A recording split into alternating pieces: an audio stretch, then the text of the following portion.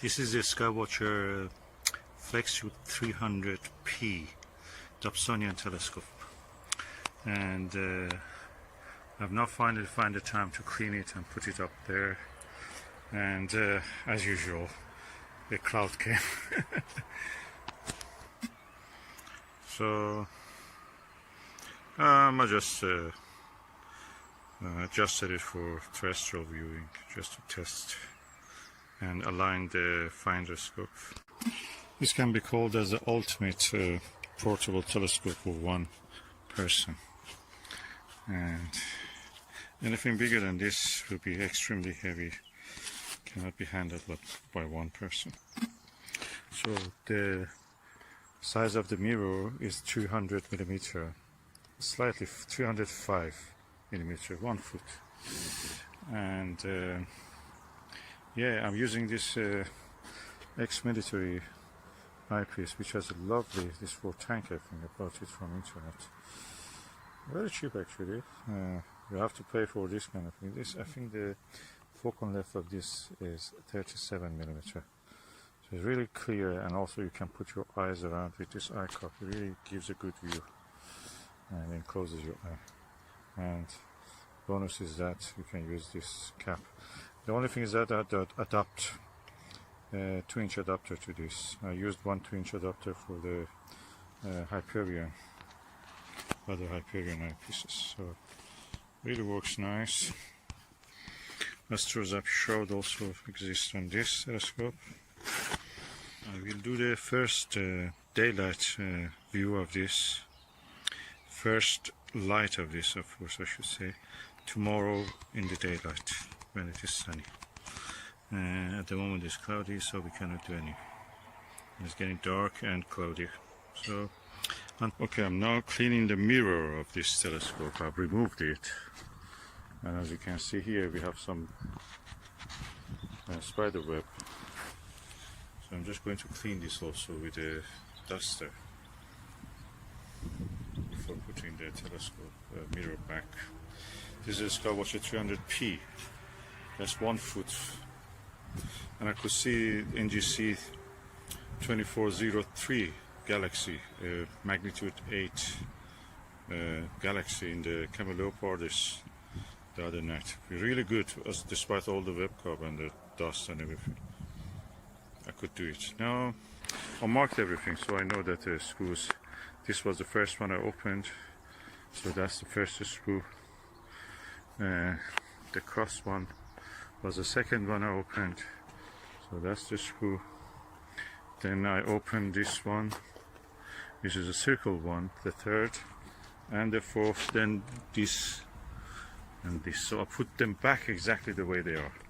The bottom ones are this and this. So we'll see how it will go, and I will show you the result. And this is the mirror. I was worried this is the oxidation. It's not, it's just a little bit dust. So I'm going to clean it now. I have the deionized water and the tap and everything ready. Cotton wool. Okay, I've done the mirror cell here, and I've marked the mirror holders, clamps, and hopefully I will put it back exactly the same place. And I have done it in the past once. You see this label, this sticker, electric tape shows that. And now it is the number 2, and this will be number 3. Hopefully I will put the mirror exactly back on the way that it is, and I will remove it exactly the same way also. So let's do this, and I remove. It's better not to wash it with this whole cell, because there are cork somewhere. It's floating on the cork, so the cork absorbs the water and just gets time to dry or maybe even come off. So it's better to remove the mirror from the mirror cell. And I've done it in the past, so I'm doing it again. Okay, now what I've done is, instead of removing the whole clamp, I just loosened one screw, this one, and remove the other one, so we can turn it around, and the mirror can just be pulled out.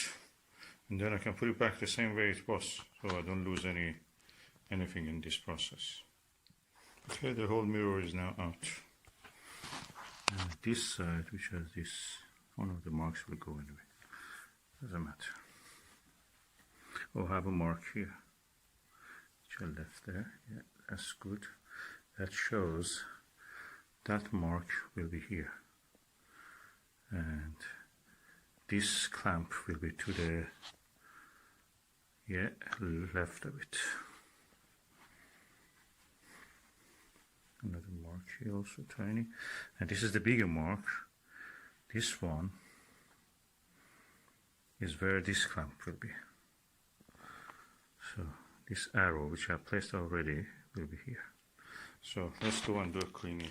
Okay, I've shown the full process in another video, it's a comprehensive video. So basically what I use is cotton wool, some washing up liquid, tap water, then I sprayed some isopropyl alcohol that we use for, it's called rubbing alcohol. You just spray it there.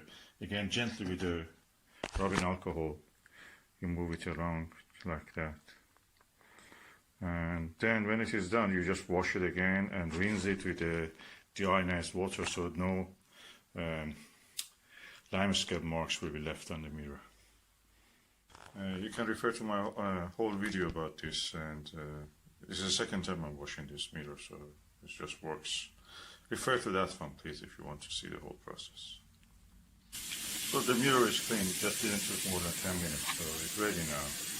And I'm just rinsing it with the tap water, then after that I will use the deionized water. For removing the small droplets when I'm drying it, of course, I will use the tissue, just absorb the tip of the tissue, you bend it and make a sharp point by the tissue. Then drop by drop you absorb them with the tissue. That way it works really well. Then you can put it back in the mirror cell. Okay, the mirror is now left on this surface is an oven, and there is a hood with the light over it, so I can see what's happening here. I may try a little bit with the air blower, hair dryer, just to blow some of the water away. Whatever remains, I absorb it by the tissue. The mirror already looks really nice and shiny.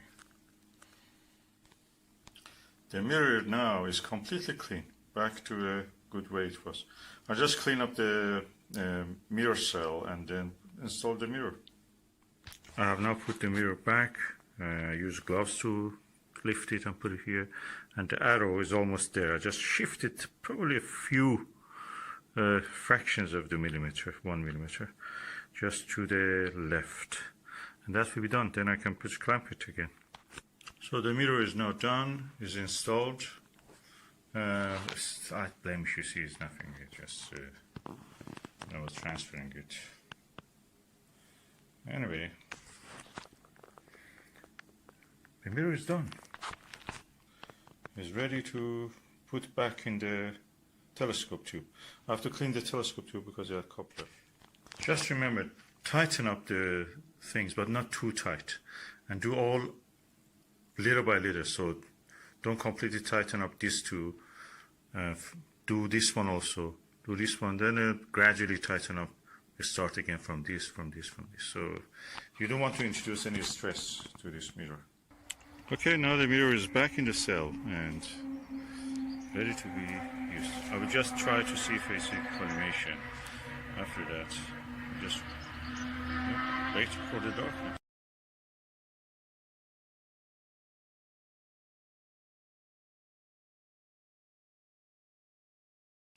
The sky is so clear I can see the M13 with the naked eye, and easily I directed a telescope at it. This is a 12-inch Skywatcher Skyliner 300p, and with the APM 20mm I can actually resolve the stars of this planetary nebula, this globular cluster M13. I can see individual stars to the core. I may go and just now put the 30mm ethers just to see how it will look.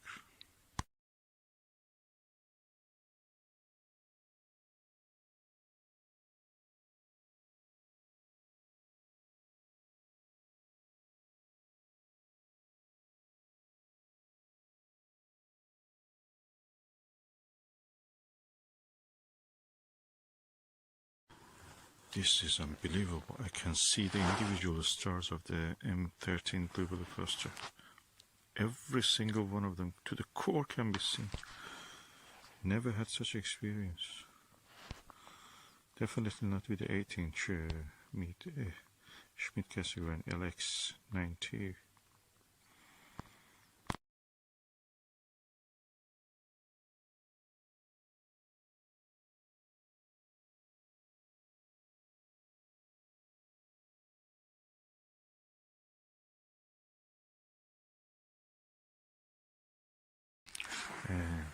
My question is it because I cleared the mirror today? I washed it, cleaned it completely.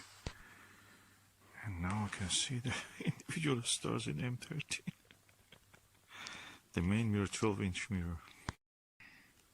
The same thing, and bigger. This is the Ethos 13mm, and this is the APM HTC 20mm. And I can see individual stars. Thousands of stars I can see in the globular cluster M13. Okay, I can say that the Nagler 31mm tape drive doesn't give the same good view as the APM 20mm. It's a bit wider angle, the stars are smaller, contrast is less, so I prefer the APM 20mm. And better than that, even Ethos 13mm. Contrast increases a lot. But individual stars in APM 20 and Ethos 13 is much more numerous. You can see them in the Nagler, but not as individual as a myriad of stars as what it is in APM 20. The image through the APM 20 is exceptional. Nagler, nothing close to it. I don't have the Teleview Ethos 21mm, but APM is better than the Nagler in this case.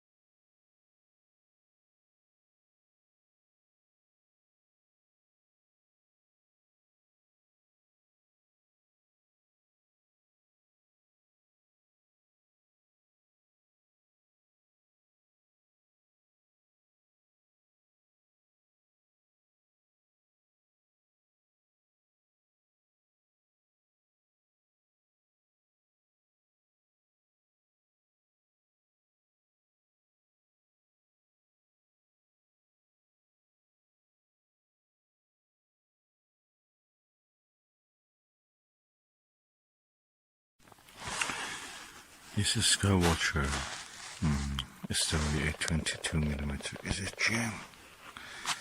This telescope is a refractor f5 12-inch reflector, Dobsonian. I've observed with many eyepieces, including Nagler 31, with this instrument I'm talking about, APM 20mm 100 degrees, and Panaview 38mm, and Ethos 13mm.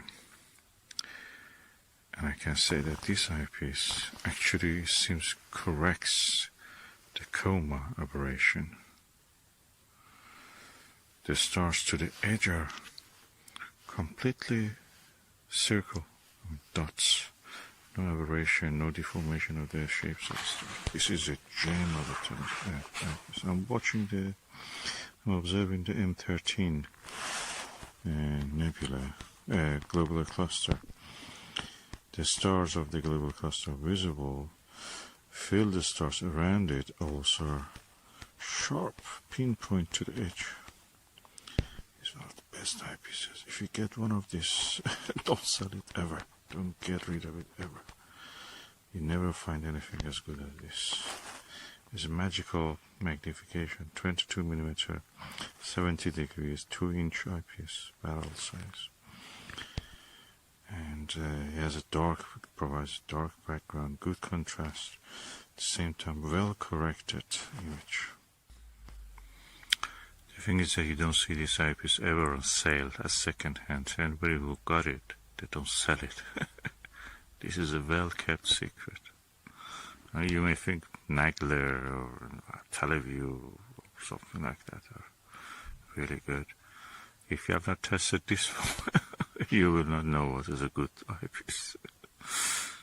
And I bought it £50. New, £52.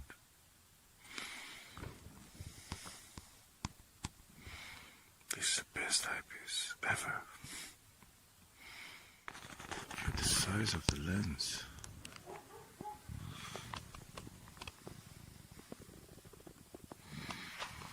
This is the telescope I'm using, this big light bucket.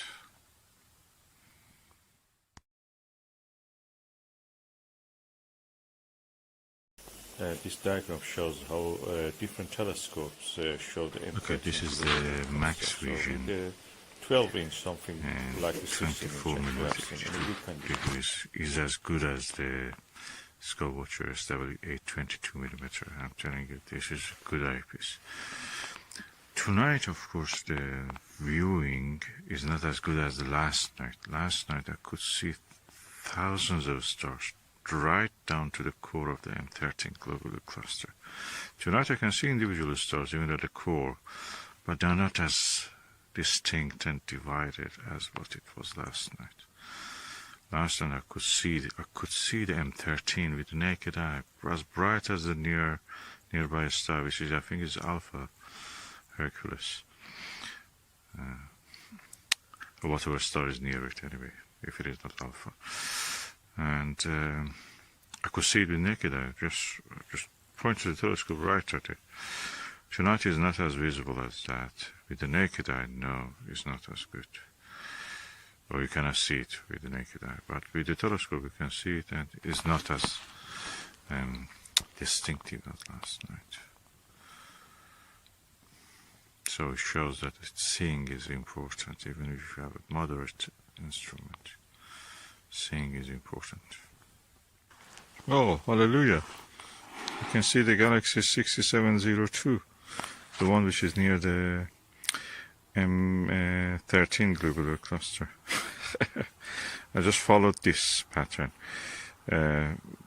M13 is between two stars which form around, let me tell you, 120 degrees angle, or a corner like that, which the corner of the angle is the M13 and two stars are there. If you follow from first star to the M13, then you have to go at the 120 degrees angle toward the right, then same distance go upward. From there, continue a little bit to the right, you see two stars. Down that two stars is a fuzzy fainting fuzzy, and that is the NGC 6702. Oh, hallelujah. This is the finder chart for the constellation of Hercules, and this is also the finder chart for the M13. You can see the NGC 6207, the top, the two stars in the lower and the left part of the cluster, you see. And the target is very easy in that 12-inch telescope. Of course, the eyepieces I was using were superb. They showed it also. Yeah, the thing is that, of course, I'm using the max vision 24mm 83 degrees. The thing is that M13 itself, globular cluster, is magnitude 4.5, so it's quite bright actually. NGC 6702 is magnitude 12 as far as I remember. So, really good. I can pick it up. I couldn't see it with the other eyepieces. I've not tested yet, so I've just may put other eyepieces and test to see if I can see with them also. Hallelujah. 22mm SWA Skywatcher and NGC 6702 is actually better, and with direct vision you can see it. You don't need averted vision anymore. Direct vision is there, and you can see it. And hallelujah, APM 20mm also shows it, and I can see some details actually in that galaxy NGC 6702. It starts to show some details, getting darker, of course, when you increase it with magnification, but the wider field of view also is very nice here in this case. So APM also stands out, direct vision visible. Okay, Panaview 38mm is very good for finding the M13 itself. You can see the NGC Galaxy NGC 6702 with it, but it's not good if you just want to find it for the first time.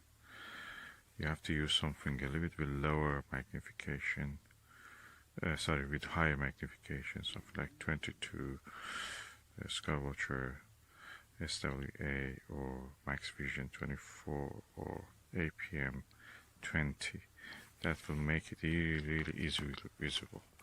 With this one, the faint objects get lost among all the details, and because it's tinier, you don't see the extension of this faint fuzzy galaxy. So I would go for a lower focal length, higher magnification, definitely better. Although this is good, it shows all the field of view from all those two stars and around the M13, and the two little ones which are near the NGC 6702. You can see all of that. This is the image of the M13 which I took with a Huawei P camera, plus camera, and an 8-inch Schmidt-Cassegrain telescope. It shows the red stars very clearly. These are the bigger images of the NGC, which hopefully shows NGC 6207. As you can see, it's a galaxy. I have a better image of that here, and you can see some hydrogen alpha, hydrogen 2 regions in that image. Interestingly, Hubble Orbital Telescope also have taken some images of this. You can see them here. There's a relatively close, 30 billion light years galaxy from us. And thank you for watching.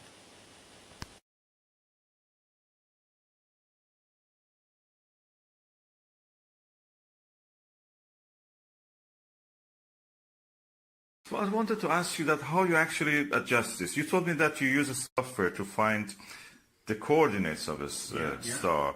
You bring that star into the center. You center it practically in your Dobsonian. That's right, yeah. Then you put your magnetic marker and you put it there. You already have added the base. That's right, yeah. Then you use a big Vixie, which is already leveled. Yes. And you put it there. That's correct. And then based on that level, you just actually go to that declination. Yeah. Or whatever it is. Yeah. Alt azimuth, I think altitude. Yes. And then that's it, you are a sensor. That's it. You are calibrated, and you can go anywhere in the sky using that software. So the next time you want to go to 20 degrees, move it around to 20 degrees. Yeah. And then if it's at 70 degrees altitude, put it at 70 degrees, look in here, and it will be there. That's it.